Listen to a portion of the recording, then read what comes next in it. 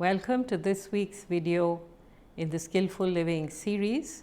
We are coming to the end of this series, at least for now, and also to my discussion of our new reality. Our reality has altered in the past few months and it is still changing.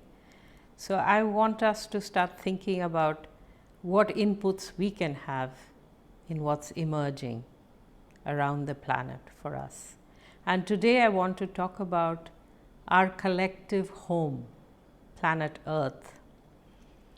So we've seen in the past 2 or 3 months with human beings locked away in their homes, no traffic on the roads or very little traffic, much less than usual, no construction activity, basically not much human activity outside the homes. We've seen how the world has changed.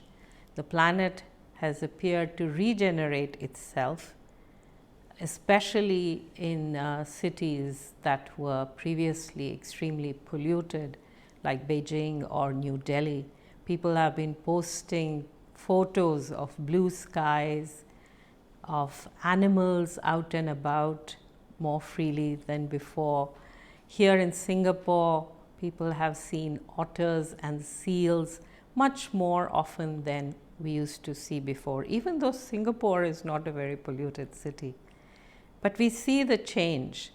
A friend of mine posted pictures of the Yamuna River in Delhi, New Delhi, India, and it was unbelievable. I mean, I don't remember seeing it so clean in my lifetime.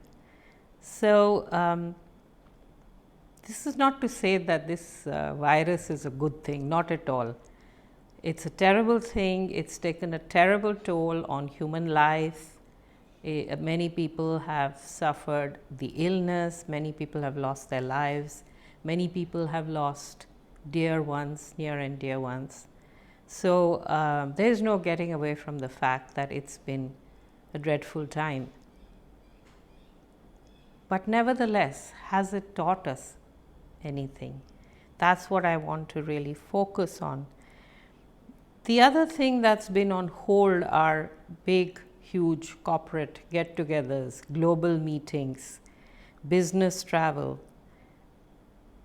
Some companies have held online meetings. A company, an organization, a very large organization that I worked for many years ago, held their annual meeting online this year, and it seemed to go fine.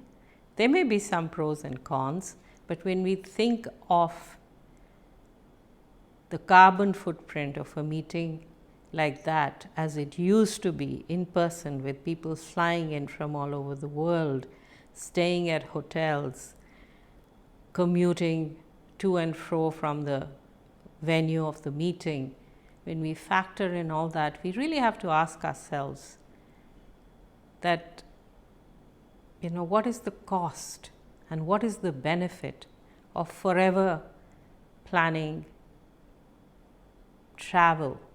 Do we really need all this business travel? So these are some of the questions that we can ask ourselves as members of organizations, but also at the personal level. What can I do? Is there some way that I can cut back on the waste that is piling up in our planet, including electronic waste, which seems very hard to dispose of? Is there some way I can reduce my use of plastic, particularly single-use plastics? Is there something I can do in some way, maybe just to plant trees? You don't even have to plant them yourself. Sometimes you can just pay for it to be done. Whatever it might be, I think it's time for each of us to ask ourselves, what can I do to make things a little bit better for my home, this planet? And let's remember, we didn't create this planet. We have been living in a home that somebody created for us, somebody or some force of nature, whatever it might be, some energy.